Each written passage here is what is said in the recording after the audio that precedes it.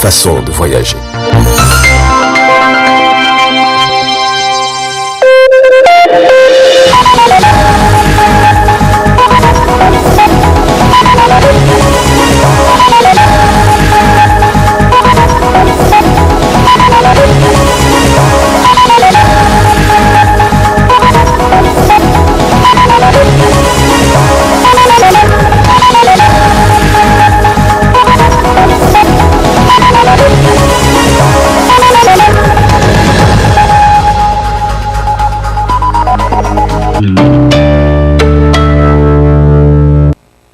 Dans 2 semaines, plus précisément à la date du 14 de ce mois de juillet en cours, le permis rouge à papier des conducteurs ne sera plus valable au Niger. C'est du moins ce qui ressort de la dernière décision du ministère des Transports. C'est pourquoi ils sont nombreux les Nigériens qui prennent d'assaut à ces derniers jours le Centre national de traitement et d'édition du permis de conduire.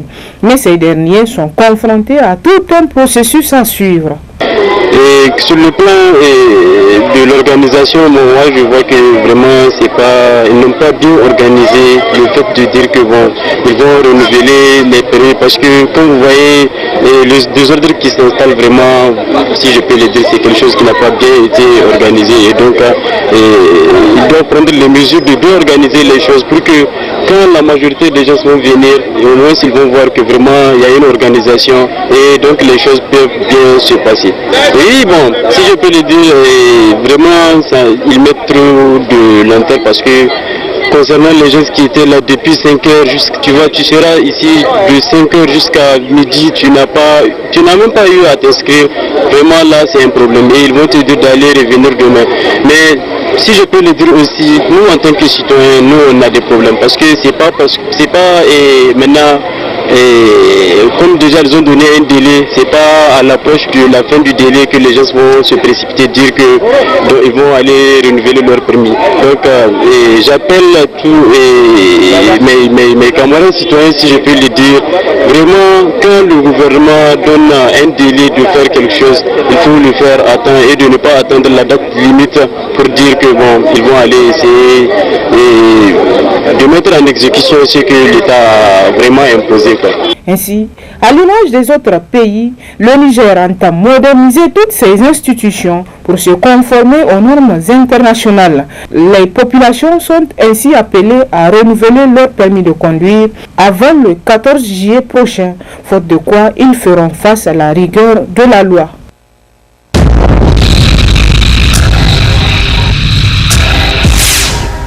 Nous constatons malheureusement que depuis les élections de 2016, le CNDP connaît quelques difficultés du fait notamment du boycott systématique d'une de ses composantes, à savoir l'opposition politique. Je rappelle qu'il est composé, il a 3 composantes, la majorité, l'opposition et les partis politiques non affiliés. Mais à ce sujet, nous avons engagé plusieurs démarches, de façon formelle comme informelle, pour amener notre opposition politique à prendre sa place autour de la table de dialogue. Force est malheureusement de constater que même lorsqu'il s'est agi des questions électorales, qui sont des questions importantes, l'opposition est restée insensible à tout consensus qui est l'essence même du CNDP. Elle a eu à poser un certain nombre de préoccupations, et je voudrais rappeler ici que l'essentiel des préoccupations qu'elle a soulevées ont trouvé des solutions. Il s'agit d'abord du code électoral, dont elle avait fort justement demandé la révision. Eh bien, le code électoral a été révisé avec, je dirais, la pleine participation des représentants de l'opposition, dans le cadre d'un comité tripartite qui a été créé à la suite d'une réunion du CNDP, convoquée spécialement à cet effet donc, par l'opposition, à la demande de l'opposition. À l'époque, l'opposition a conditionné sa participation à la réunion du CNDP par l'inscription d'un débat exclusivement consacré au code électoral. Un comité ad hoc a été investi pour travailler en toute indépendance, pour réfléchir sur tout le système électoral et d'y apporter les réformes nécessaires.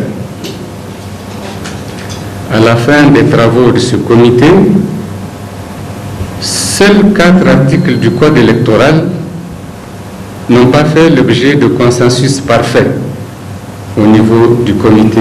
Il s'agit notamment des articles 8, 12, 80 et 81. Ces articles ont été soumis par la suite à l'appréciation de la session plénière du CNDP qui les a examinés et amendés. La rédaction finale des articles 12 portant sur la composition de la CENI, 80 et 81 portant sur la composition et la gestion des bureaux de vote correspond à notre sens aux propositions faites par l'opposition au sein du comité ad hoc.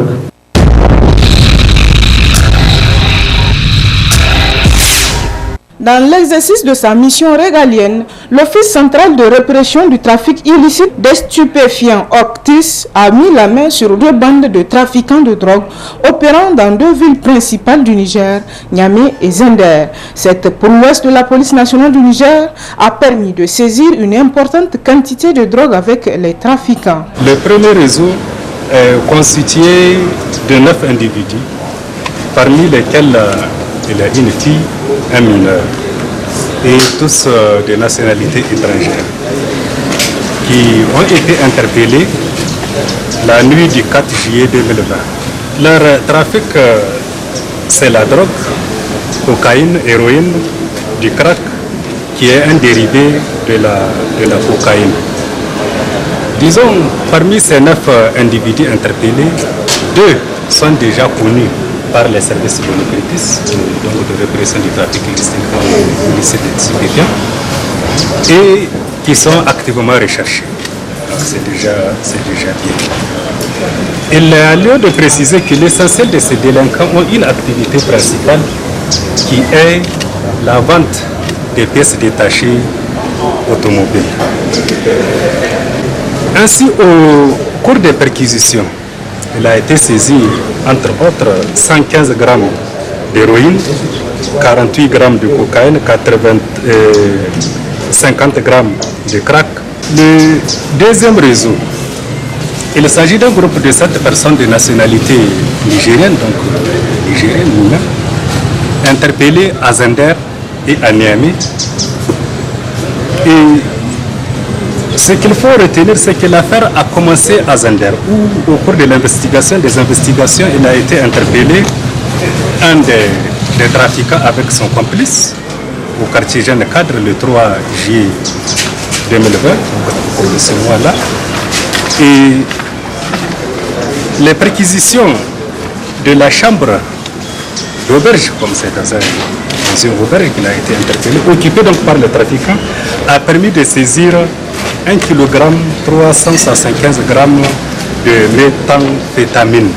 C'est une nouvelle drogue aussi qui est introduite ici au Niger. 3 complices ont par la suite été interpellés le même jour dans la ville de Zender. Présent pour la circonstance, le procureur de la République du Niger n'a pas manqué d'attirer l'attention des populations sur le danger que constitue ce trafic. Nous avons une nouvelle catégorie de drogue et nous avons aussi une nouvelle catégorie de consommateurs. Vous avez le profil de ce consommateur, n'est pas le profil de consommateur auquel on est habitué. C'est des personnes, c'est des enfants d'une certaine, qui appartiennent à certaines classes sociales, qui sont des enfants des personnalités, des personnes assez aisées, de notre pays, compte tenu du coût de cette drogue. Et c'est pour ça que cette lutte doit se mener sans relâche, sans faiblesse, parce que sinon notre société est en cours de la perdition lorsque des enfants qui sont destinés au sein desquels, pour lesquels des parents investissent des millions pour leur éducation, se retrouvent consommateurs de drogue au lieu de diplômés. C'est une catastrophe que notre pays a en cours. C'est pour ça qu'il faut encourager l'occultisme à aller jusqu'au bout et nous appeler la population à collaborer avec l'occultisme, de dénoncer tous les comportements suspects et de ne pas avoir des sentiments de dénoncer toute personne, quel que soit le lien qu'on a avec cette personne, parce que si la consommation de drogue continue, ça peut arriver chez les enfants de tout le monde.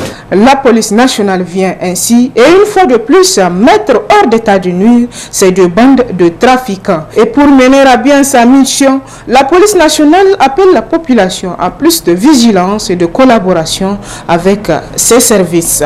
Bravo donc à la police nationale.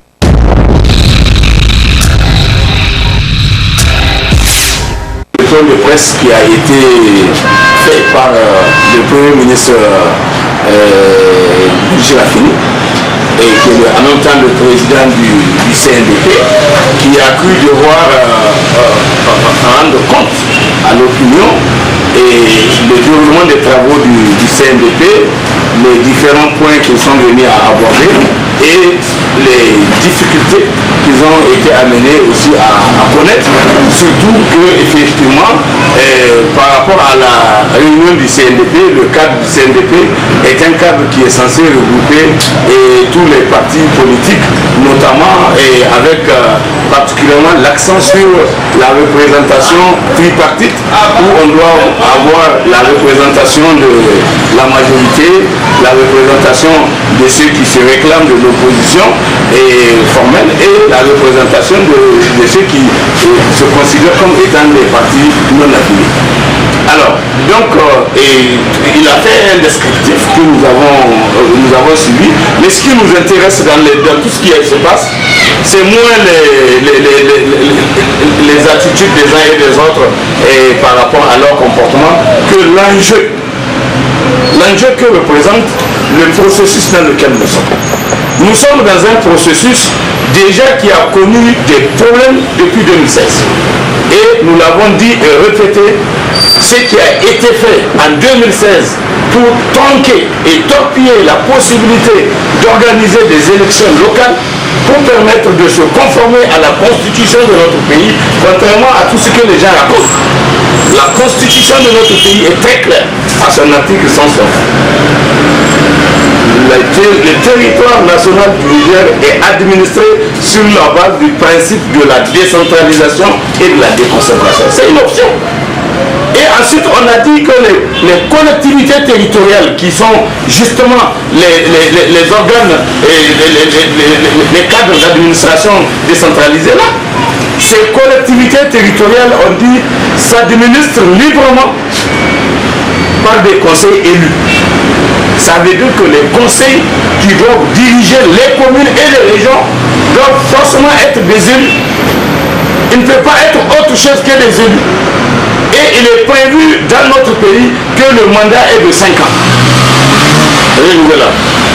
Et maintenant, si on est à la fin du mandat et qu'il y a des difficultés particulières qui peuvent empêcher qu'on organise les élections dans les délais, il y a une possibilité à l'époque du rallonge de 6 mois qui est autorisé pour qu'on puisse prolonger de 6 mois le mandat des conseils élus qui sont venus en fin de mandat et renouvelable une fois. Donc normalement, on était censé faire les élections là au plus tard, au courant de l'année 2016, on devait avoir renouvelé comment on appelle ça, le conseil élu, pour qu'il puisse reprendre les rênes de la gouvernance légitime et légale de nos communes et de nos régions.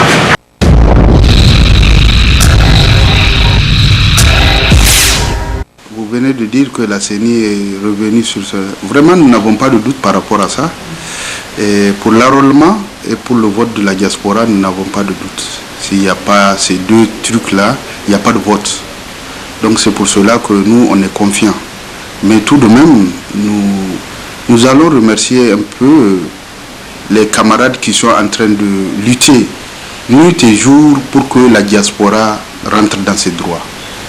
La CENI vient de dire qu'ils vont accepter de faire l'enrôlement. Et depuis lors, même depuis l'arrêt de la Cour constitutionnelle, je les ai dit, certes, l'arrêt de la Cour constitutionnelle, il n'y a pas de débat là-dessus, mais tout de même, la Cour constitutionnelle ne les a pas donné le droit de ne pas enrôler la diaspora. Donc c'est pour cela que je les ai dit que nous attendons et nous ne pouvons pas admettre à ce que la diaspora n'aille pas aux élections législatives comme présidentielles. Même maintenant, nous attendons. Il faut qu'ils fassent l'enrôlement à temps et que nous ayons le droit de prendre qui on veut comme chef de l'État. Nous sommes des Nigériens à part égale. Je ne vois pas pourquoi ils vont essayer de mettre à l'écart la diaspora pour leur dire qu'il y aura des votes partiels et consorts. Il n'y a pas de vote partiel. Nous voulons faire les votes, la présidentielle comme les législatives. Et en même temps que tout le monde, tous les Nigériens. On ne peut pas scinder une région dans 9 régions pour dire qu'il y a des votes présidentiels, c'est pas bon. Il faut que nous ayons le droit de voter comme tous les Nigériens et à temps. Mais bientôt, Inch'Allah, toute chose qui commence va terminer. La pandémie, il y a eu beaucoup de mesures qui ont été mises à place. Donc il y a les mesures qui ont commencé à être dégagées et les frontières aussi vont être ouvertes d'ici peu. Donc dès que les frontières sont ouvertes, il faut que la CENI prenne son travail à bras ouverts. On les attend, hein. Nous on est fin prêt. On est fin prêt. Et pour l'enrôlement, ils peuvent même responsabiliser les ambassades. Nous on peut le faire, il n'y a pas de problème. Nous avons des gens qui sont vraiment aguerris et très bien formés pour le faire dans la diaspora. On peut le faire, il n'y a pas de problème. Présentement, il y a des pays qui sont en train de s'enrôler dans les autres pays, tels que la Côte d'Ivoire. Il y a eu de l'enrôlement aux États-Unis. Tout le monde a vu ça dans les réseaux. Donc, il n'y a pas de raison pour que les Nigériens ne puissent pas s'enrôler.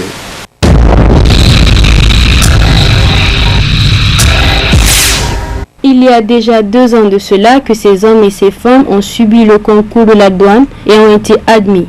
Mais force est de constater que ces candidats n'ont pas été mis dans leurs droits pour certaines irrégularités. Ce concours a récemment été annulé par les autorités. Suite à ce fait, les admis à ce concours ont tenu un sitting hier matin et aujourd'hui aussi, ils sont sortis manifester leur mécontentement. Nous continuons dans la même lancée et cette lancée consiste effectivement à saisir les voies légaux qui s'offrent à nous pour faire prévaloir notre droit. Et dans ce sens, ce matin aussi, nous avions approché les autorités de ce pays pour leur faire cas de la situation, pour leur expliquer naturellement la situation, pour leur démontrer effectivement la gravité de la situation en face de laquelle on est. Ce qui nous a permis effectivement, au sortir de ces rencontres, de faire comprendre à ces autorités qu'il y a péril à ce qu'elles puissent agir pour nous mettre dans nos droits. En tant qu'autorité qui a pris l'acte d'abrogation, elle peut bel et bien prendre l'acte contraire aujourd'hui pour nous éviter effectivement déjà le combat qui est engagé pour que ce combat puisse partir à la fin. Nous ne sommes pas prêts aujourd'hui à cautionner cette injustice. Nous ne sommes pas prêts aujourd'hui à cautionner cet arbitraire administratif. Nous ne sommes pas prêts aujourd'hui à laisser passer cette affaire. Parce que trop c'est trop dans ce pays. Par conséquent, il faut qu'on ait des autorités qui puissent s'imposer. Il faut qu'on ait des autorités qui puissent assumer leurs responsabilités par rapport à la fonction qui est la leur. Après 2 bonnes années d'attente, ces admis au concours des spécialistes de la douane assistent impuissants à l'annulation de leur concours. Toute chose qui les a mis dans cet état de frustration. Et ils comptent d'ailleurs utiliser les voies légales pour être mis dans leurs droits.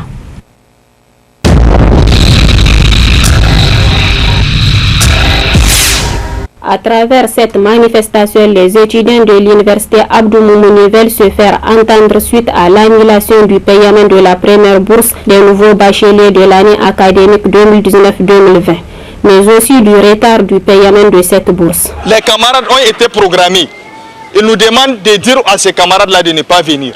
Nous, on ne peut pas les dire. On a dit qu'on dira à ses camarades de venir. C'est soit ils soient payés, soit on les paye. Il n'y a pas une autre option. C'est ça que nous avions engagé. La question de la bourse ministérielle, il y a pratiquement quelques années de cela, pour avoir la bourse ministérielle, on fait presque 4 mois, parfois 5 mois, parfois 6 mois. On traîne de ministère à ministère pour avoir l'arrêté. Mais aujourd'hui, on a eu l'arrêté, on l'a amené à la nappe. On nous fait comprendre que non, ces étudiants-là, ils n'ont pas commencé les cours. Donc ça veut dire que la nappe veut aujourd'hui jouer le rôle, et le rôle du rectorat, et le rôle du décanat de l'INES, et le rôle du rectorat, et le rôle du ministère. Ça, c'est impossible. Ces nouveaux bacheliers réclament leur première tranche de bourse pour, disent-ils, pallier à certains de leurs problèmes. Jamais nous n'allons cautionner que les fils des paysans, les fils du peuple d'en bas, qui sont à l'université, qui n'ont pas de salles de cours, qui n'ont pas des amphithéâtres assez nécessaires, qui n'ont pas de logements confortables, que nous n'allons jamais accepter que cette situation-là continue.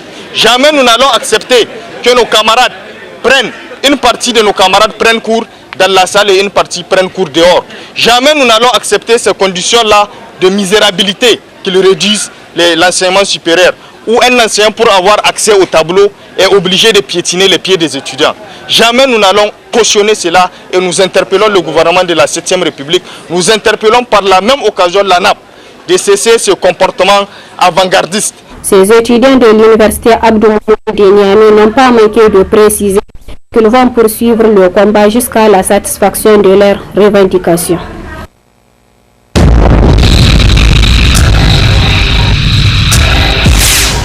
C'est dans le but de lutter contre l'oisiveté et le chômage et surtout de l'insertion professionnelle que le Fonds d'appui à la formation professionnelle et à l'apprentissage FAFPA a financé cette formation des femmes du foyer Arziki du quartier Bokoki. Ainsi, durant 10 jours de formation, ces femmes sont initiées à plusieurs types de transformations agroalimentaires. Foyer Arzika, donc c'est un centre de formation professionnelle. Donc si on dit formation professionnelle, on dit artisanat. Et dans l'artisanat, il y a plus de 226 métiers. On ne fait pas les 226 métiers, mais Dieu merci, on fait de notre mieux. On fait la transformation agroalimentaire, le séchage des légumes, couture, broderie, tricotage à la main, tricotage à la machine, broderie à la main, broderie à la machine, teinture batik, cosmétique. Et si on dit cosmétique, ça couvre aussi beaucoup de choses. Là où nous sommes actuellement, nous sommes au niveau du Bukoki 2, avec le groupement Zumunti du Bukoki 2. Et au sein de ce groupement, il y a des jeunes mariés, il y a des mamans, et même il y a des conseillères qui sont les mamies. Cette formation a été rendue possible grâce à l'appui du FAFPA. Elles sont là pour la formation de transformation agroalimentaire sous le financement du FAFPA. C'est une formation qui dure 10 jours. Aujourd'hui, c'est le 10e jour. Donc aujourd'hui, s'il plaît à Dieu, c'est presque la fin de la formation. Au cours de ces 10 jours, elles ont appris au moins 17 variétés de transformation agroalimentaire. 17. Et sinon, ça peut aller au-delà de ça, mais les 10 jours, on ne peut pas apprendre tout. Et ces jeunes dames-là que vous voyez, ces jeunes filles-là que vous voyez, elles n'ont jamais été au foyer, ni dans un centre pour apprendre des métiers. C'est pour la première fois, sous le financement du FAFPA. C'est pour la première fois qu'elles ont eu à bénéficier à cette formation.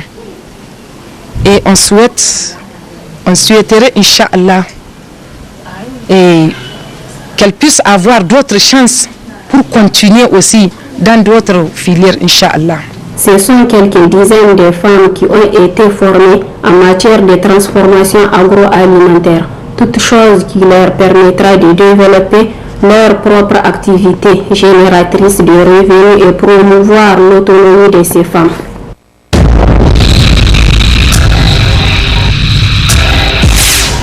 À après quelques mois d'arrêt de cours sur toute l'étendue du territoire national suite au Covid-19, les cours ont repris le 1er juin passé pour une période de 45 jours.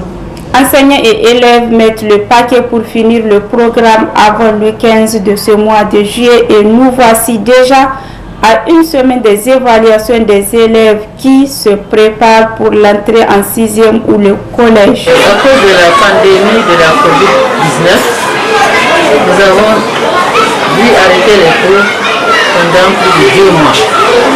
Donc après cette reprise, qui doit durer 45 jours, en tout cas à cette date, je peux vous dire que le taux d'exécution est à peu près 100%. Nous avons pu vraiment exécuter le taux restant. Donc à tous les niveaux en tout cas, le taux d'exécution est à 100%.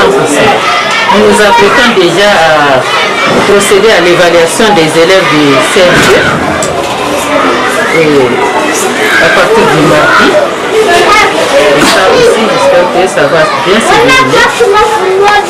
Parce que l'évaluation pour les petites classes, on vient de terminer ça. Le mardi, Inch'Allah, on va procéder à l'évaluation des élèves de CM2 pour l'entrée en 6e au collège. Ils sont prêts pour l'évaluation. Selon les enseignants, après cette période de mois, les élèves sont déjà prêts à affronter les évaluations d'entrée en 6e. Bonne chance donc aux élèves.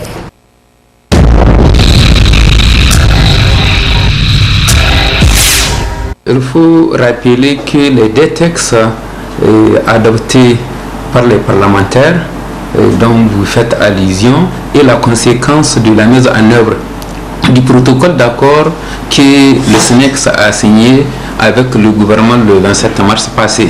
Voilà ce qu'il faut répondre par rapport à l'adoption des deux textes, l'un partant régime des établissements à caractère scientifique, culturel et technique et l'autre portant statut autonome des enseignants-chercheurs. Par rapport, il faut d'abord faire une nuance. Le premier texte qui porte la réglementation du fonctionnement des universités publiques du Niger, c'est une réponse à notre revendication fondamentale dont la grève remonte au 3 septembre 2018 et elle a pris fin le 27 mars 2020.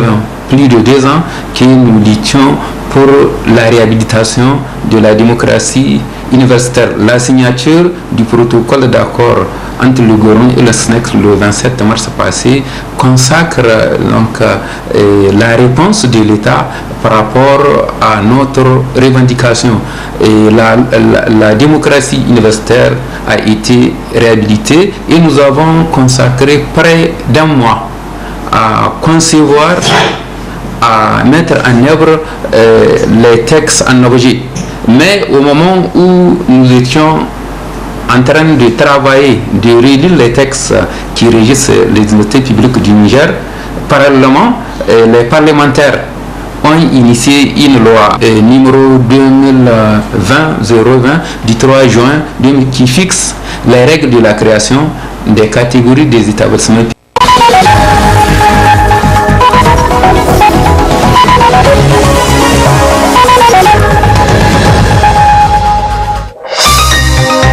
Ce journal vous a été présenté par STM Transport Voyageurs. Une nouvelle façon de voyager.